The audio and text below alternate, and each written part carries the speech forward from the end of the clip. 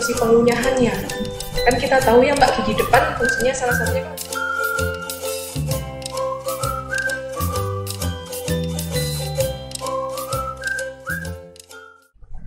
Hai sahabat Jo dimanapun berada, ketemu lagi dalam acara Bang Jo Podcast, ngobrol sehat bareng Rumah Sakit Paru Manguharjo Madiun.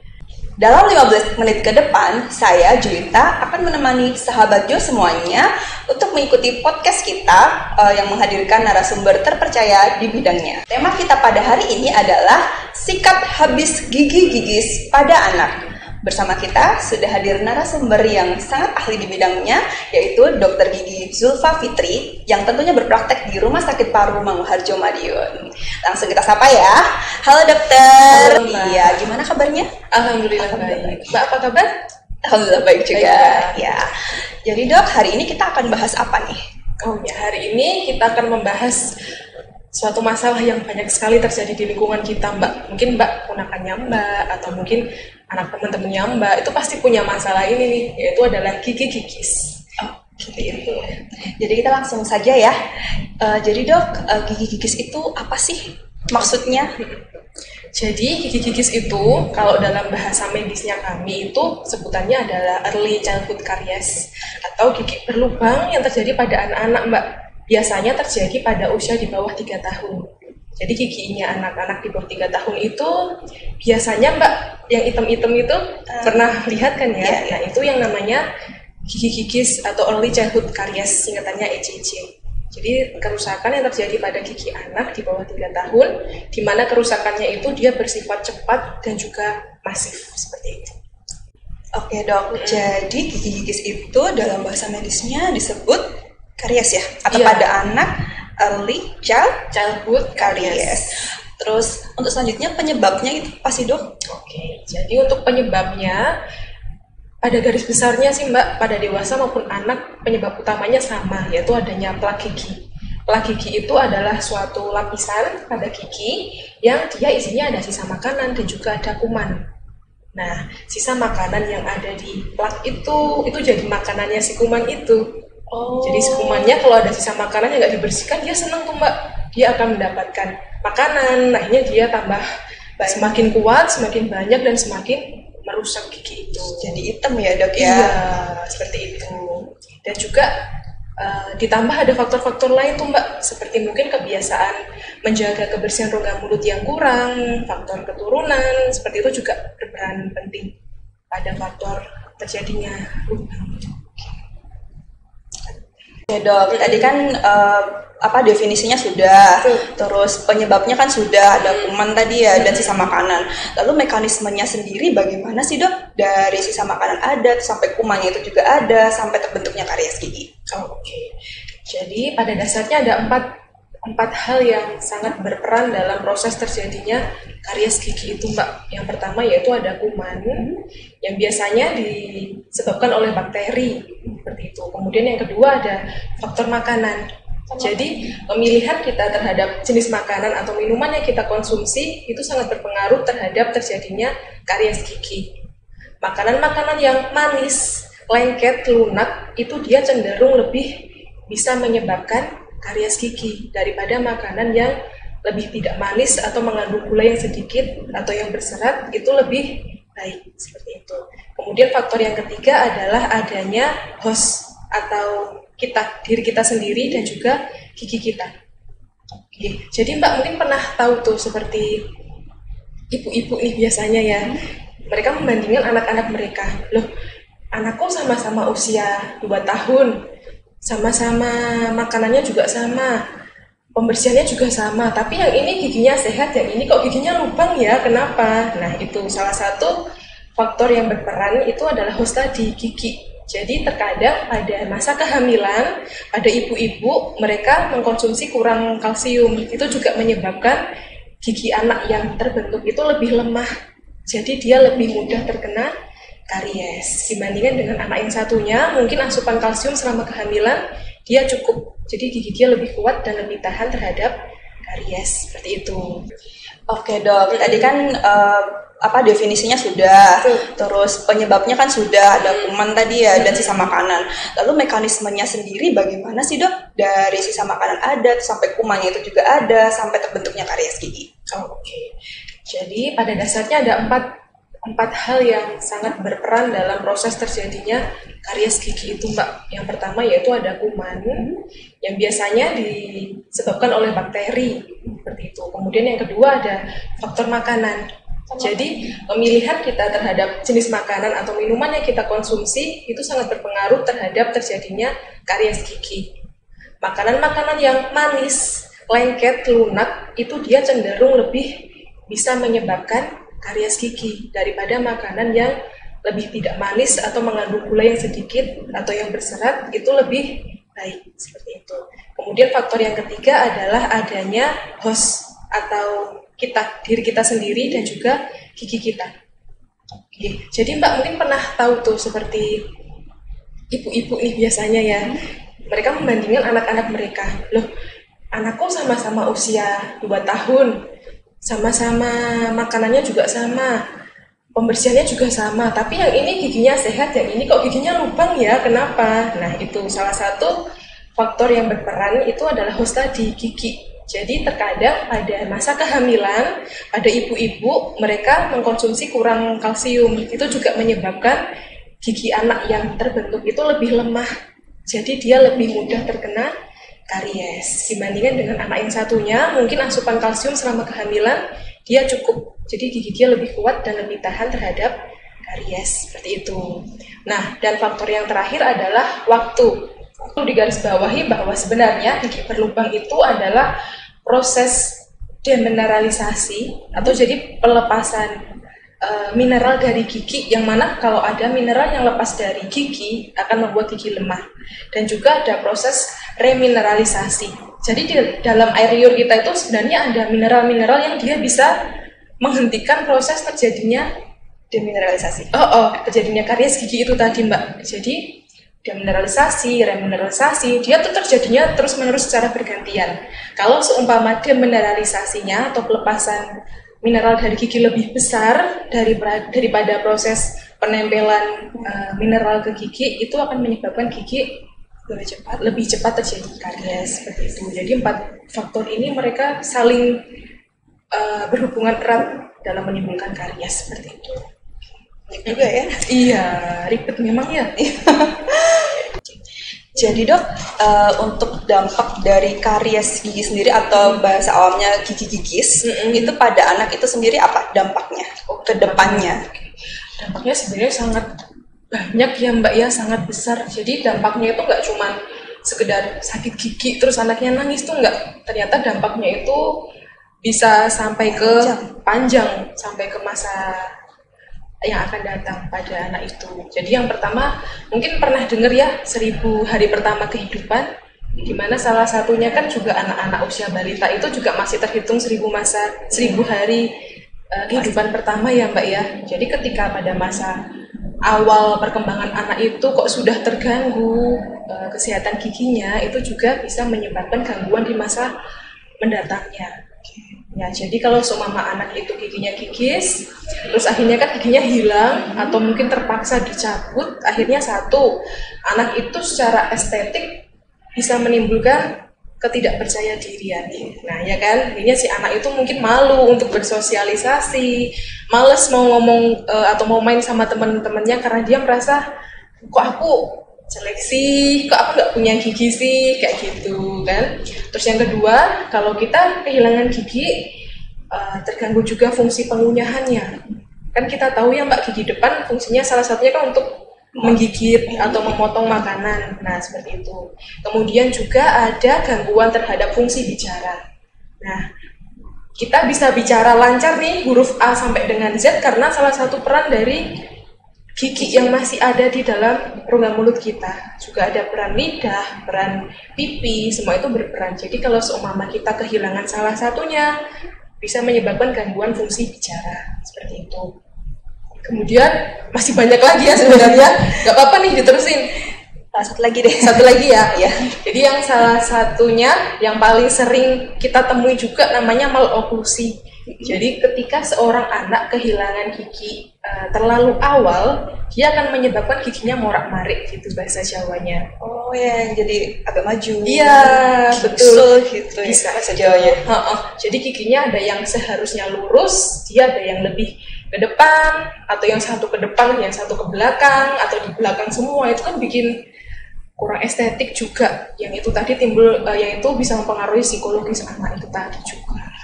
Banyak ya dok dampaknya ternyata ya. Kalau dibuat cerita nih bisa seharian nggak selesai mungkin Mbak kita bahas. Nggak cuma giginya hitam atau hilang gitu ya berarti ya. Terus jadi psikologis dan juga percayaan diri, apalagi anak-anak kan visual sekali ya. Yes, dan estetika. Kadang juga langsung ngomong aja, kamu. Iya betul. Ya dok, tadi kan dampaknya banyak ya dok. Betul. Nah saya jadi muncul pertanyaan nih dok. Seperti yang kita tahu, gigi anak-anak itu ketika pertama kali muncul itu ada yang namanya gigi susu ya. Iya betul. Yang nantinya itu bakal berganti dengan gigi tetap. Iya. Nah sedangkan pada misalkan yang mengalami karies itu gigi susu itu ada dampaknya nggak sih, atau ya udah nggak apa-apa kan nanti ganti. Nah kayak gitu itu ada dampaknya nggak? Oke. Nah jadi ini adalah salah satu stereotip yang menurut saya kurang tepat yang terjadi di masyarakat, yang alah nggak apa-apa nih toh nanti juga akan diganti ya. Nah padahal itu kurang tepat Mbak. Jadi gigi susu itu juga mempunyai peran penting dalam pertumbuhan gigi tetap atau gigi permanen. Yang pertama, apabila gigi itu gigis itu kan ada infeksi di situ. Nah infeksinya itu bisa mempengaruhi perkembangan gigi selanjutnya. Jadi mungkin Mbak pernah lihat ya ada anak yang gigi tetapnya itu tumbuh tapi udah rusak. Jadi nggak yang putih halus enamelnya kayak gitu, nggak, dia ada yang kayak bolong-bolong seperti itu, atau yang ada warnanya coklat, terbentuk ceruk, terbentuk lubang seperti itu. Nah itu salah satunya disebabkan mungkin karena adanya infeksi ketika masa pembentukan benih gigi tetapnya itu. Jadi memang harus rajin untuk merawatnya dari gigi susu ya. Betul. Karena nanti juga ngaruh ke kebiasaan juga ya dok. Iya betul. Kalau dari awal nggak biasa merawat dengan baik, nanti walaupun udah keluar gigi tetap, kebiasaannya akan sama karena sudah terbentuk. Sama-sama nanti rusak juga kan gigi tetapnya gitu. Nah dok, ini yang paling penting nih. Kita kan tadi sudah membahas tentang pengertian, terus penyebabnya, juga dampak ya. Sekarang yang paling penting nih, bagaimana cara untuk menanggulanginya. Yang pertama mungkin pada gigi yang masih bagus, dan yang kedua mungkin penanggulangan pada yang sudah terlanjur ada karies. Oke, kita mulai dari yang gigi masih bagus ya Mbak ya. Kalau pada kasus yang belum terjadi karies, biasanya kami melakukan tindakan promotif dan preventif. Jadi tindakan promotif itu berupa pemberian pendidikan kesehatan gigi, terutama kepada ibu-ibu hamil atau ibu menyusui, di mana merawat gigi anak itu sudah dimulai dari dalam kandungan. Bagaimana kita mempersiapkan asupan dalam pertumbuhan buat anak di dalam kandungan, kemudian ketika anak balita, bagaimana cara membersihkannya, bagaimana cara mencegah atau kebiasaan-kebiasaan buruk apa yang harus dihindari biar nggak terjadi karies itu, seperti itu. Nah itu yang promotif. Kalau untuk tindakan preventif atau pencegahan biasanya dilakukannya pada gigi yang masih sehat, pada gigi yang masih cantik, masih putih, masih utuh gitu ya Mbak. Itu biasanya ada dua cara. Pertama bisa ke dokter gigi, atau yang kedua secara home care. Tapi dua-duanya ini sebenarnya nggak bisa milih sih. Ini sudah sepaket. Untuk mendapatkan hasil yang maksimal harus sepaket. Jadi kalau kita mulai dari yang di rumah dulu ya. Kalau yang di rumah tentu dengan cara menjaga kebersihan rongga mulut, di mana satu, melakukan gosok gigi dengan rutin, yaitu sehari 2 kali ketika habis sarapan pagi dan juga sebelum tidur, dengan menggunakan pasta gigi dan sikat gigi yang sesuai dengan ketentuan seperti itu. Kemudian yang kedua, yang kalau ke dokter gigi itu Mbak, jadi ada kami namanya pengaplikasian fluor. Fluor, betul. Fluor itu merupakan salah satu mineral yang sangat penting untuk menjaga gigi itu biar tetap kuat dan utuh. Seperti seperti itu.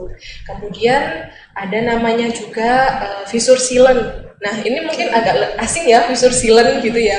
Jadi fissure sealant itu merupakan suatu tindakan atau perawatan di mana kita menutup gigi geraham. Itu kan ada kayak garis-garisnya tuh Mbak. Geraham tuh yang belakang ya? Gigi geraham yang belakang yang buat mengunyah yang gigi gede itu biasanya anak bilangnya gitu, gigi besar. Itu dia kan ada kayak titik-titiknya, ada kayak garis-garisnya, ceruk-ceruknya. Nah itu biasanya plak tuh suka terjebak di situ. Nah apabila kita pembersihannya nggak maksimal, itu bisa menyebabkan lubang pada gigi geraham itu. Nah makanya kita lakukan fissure sealant. Jadi kita aplikasikan suatu bahan di lubang kecil-kecil itu, ditutup biar si plaknya itu nanti nggak akan terjebak di situ. Kayak gitu. Salah satunya seperti itu. Tapi itu tetap harus dilakukan oleh profesional. Tidak bisa dilakukan di rumah sendiri. Kayak gitu ya. Terus kalau untuk yang gigi yang sudah terlanjur ada kariesnya atau sudah ada gigisnya itu gimana dok? Oke. Kalau untuk gigi yang sudah ada gigisnya, kita lihat kondisinya dulu Mbak. Kita lihat juga kondisi anaknya dulu. Harus dibawa periksa ke dokter gigi ya? Iya betul, bawa aja ke RSPM, nanti ketemu sama kita ya. Nanti kita iklanin ya. Nah itu kerusakannya seberapa parah? Biasanya kalau kerusakannya masih sedikit atau masih ringan gitu, itu nanti bisa kita lakukan penambalan yang sewarna dengan gigi. Jadi tambalannya nanti warnanya kayak warna gigi tuh, tetap cantik ya kayak gitu. Tapi kalau seumpama ternyata kerusakannya sudah parah atau yang sudah habis, benar-benar habis tinggal akarnya, itu nanti kita lakukan observasi dulu Mbak.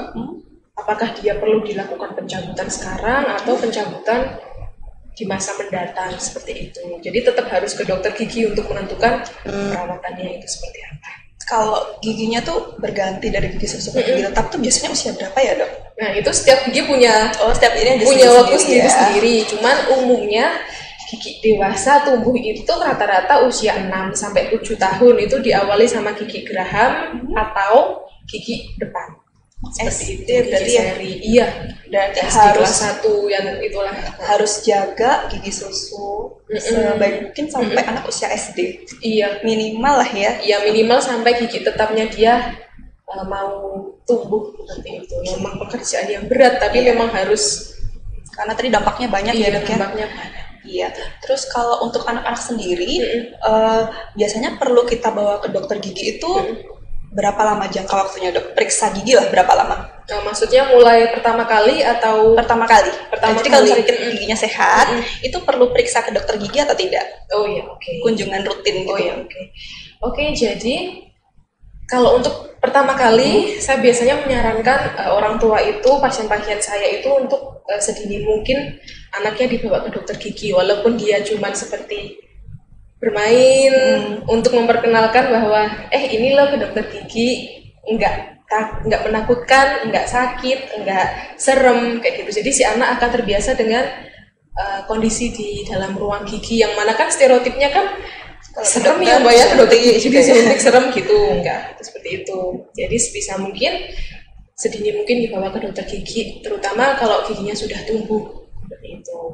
Nah kalau untuk interval kunjungan atau harus berapa kali sih dalam setahun harus ke dokter gigi. Nah, kalau tidak ada keluhan atau kondisi gigi kita baik, gitu minimal 6 bulan sekali.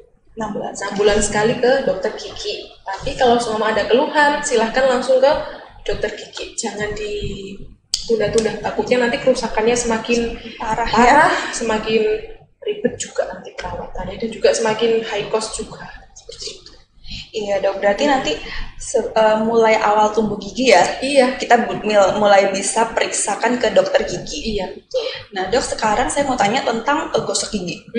Nah, gosok gigi pada anak itu sebaiknya dimulai dari kapan? Apakah sejak dia juga sudah tumbuh gigi atau ketika bayi belum tumbuh gigi baru gusi? Oke. Kalau konteksnya menggosok gigi dimulai dari awal pertama kali gigi tumbuh. Jadi ketika anak masih usia berapa bulan, 6-7 bulanan itu kan sudah ada yang giginya tumbuh tuh Mbak. Itu bisa mulai dilakukan pembersihan, tapi nggak menggunakan sikat sih, biasanya menggunakan memakai kasa steril atau dengan ada alat pembersih dari silikon yang buat di tangan itu kayak gitu kan sekarang udah canggih tuh ya, banyak media yang bisa digunakan untuk membersihkan gigi kayak gitu. Nah, kalau untuk anak yang belum ada giginya tetap harus dibersihkan dengan menggunakan kasa itu tadi, pakai yang silikon dari jari itu, kita bersihkan lidahnya dari sisa susu atau mungkin sisa MPASI seperti itu biar nanti tidak kotor. Terus untuk pembersihan gigi itu sendiri, ini kita bisa gunakan apa nih dok? Kalau misalkan anak belum ada giginya, itu kita pakai kasa saja atau kita perlu pakai odol? Terus kalau untuk anak-anak yang sudah ada giginya, itu kita pakai odolnya yang seperti apa? Oh ya, oke. Kalau untuk anak yang belum ada giginya, cukup menggunakan kasa atau pakai alat lain dengan air hangat itu cukup. Iya. Kalau untuk anak-anak yang sudah ada giginya tapi belum bisa meludah, itu lebih baik jangan menggunakan pasta gigi dulu, Mbak. Itu. Iya, takutnya dia kan nggak bisa mengeluarkan busa-busanya atau sisa-sisa pasta gigi dari rongga mulutnya seperti itu. Jadi kalau untuk anak-anak yang sudah ada gigi dan sudah bisa meludah, bisa pakai pasta gigi berfluoride terutama. Insya Allah semua pasta gigi di pasaran buat anak-anak itu aman, sudah mengandung fluoride dengan dosis yang aman. Jadi kan banyak kekhawatiran ya pada ibu-ibu, aduh ini ada fluoride-nya, nanti takut gini gitu. Insya Allah enggak, insya Allah semua konsentrasi fluoride atau jumlah fluoride di dalam pasta gigi yang ada di pasaran itu sudah aman. Jadi aman jika tertelan. Ya, terus dari pasta gigi sendiri yang di pasaran ya dok, ada tuh namanya pasta gigi yang gitu itu tulisannya aman untuk ditelan. Nah itu benar-benar aman dan benar-benar boleh ditelan atau enggak? Nah itu suatu brand produk, terutama produk yang bergerak di bidang kesehatan, entah itu pasta gigi atau obat kumur atau obat-obatan, tentu mereka sudah melewati riset ya Mbak ya, sudah melewati percobaan, sudah melewati pengujian klinis seperti itu, dan apabila mereka membuat statement aman untuk ditelan, insya Allah itu aman seperti itu. Tapi tidak untuk sengaja ditelan ya. Kalau memang sudah bisa untuk mengeluarkan, lebih baik dikeluarkan. Tapi memang kalau terpaksa belum bisa tapi sudah ada giginya, kita bisa pakai itu daripada enggak. Atau gimana? Kalau anaknya belum bisa menelan, better nggak usah pakai dulu. Oh gitu. Kalau misalkan giginya sudah banyak itu gimana dok? Tetap harus pakai pasta gigi. Tapi terus belum bisa nelan. belum bisa mengeluarkan maksudnya. Ya nanti bisa berlatih untuk mengeluarkan sampai dia bisa mengeluarkan itu Mbak. Mengeluarkan itunya. Oke, terima kasih dok. Jadi kita sudah bahas banyak banget ya hari ini ya, dan insya Allah semua materi itu sangat penting, apalagi untuk sahabat Jo sekalian yang nonton. Ini bisa menambah ilmu pengetahuan, terutama untuk ibu-ibu atau yang punya adik, punya sepupu, ponakan gitu-gitu ya. Betul sekali. Ya nih dok, terus ini nih, di Rumah Sakit Paru Mangunharjo Madiun ada klinik giginya ya dok? Oh iya betul, ya. Sudah ada. Yang praktek siapa? Saya. Dokter Gigi Suba. Jadi sahabat Jo sekalian bisa berkonsultasi, bisa datang ke Rumah Sakit Paru Mangunharjo Madiun nanti bersama dengan Dokter Zulfa Fitri. Oke, jadi dok, saya mau nanya nih, layanan apa saja yang ditawarkan klinik gigi Rumah Sakit Paru Mangunharjo Madiun?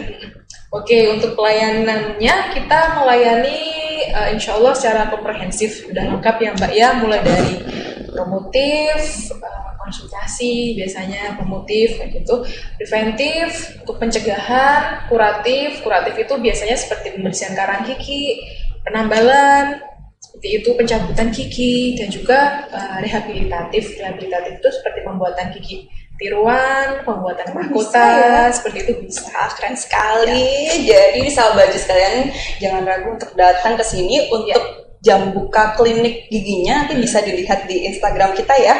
Bisa langsung follow Instagram @rspmangunharjo Madiun. Nah, sahabat Jo sekalian, sampai di sini dulu ya ngobrol kita bersama Bang Jo Podcast pada kesempatan hari ini. Nah, jangan lupa untuk Bang Jo sekalian untuk selalu menggosok gigi supaya pertumbuhan giginya bagus dan nanti tidak ada karies gigi atau gigis ya dok ya. Saya Juwita beserta segenap kru yang bertugas pada kesempatan hari ini mengucapkan terima kasih kepada sahabat Jo sekalian. Sampai ketemu dalam acara Bang Jo Podcast selanjutnya. Dadah.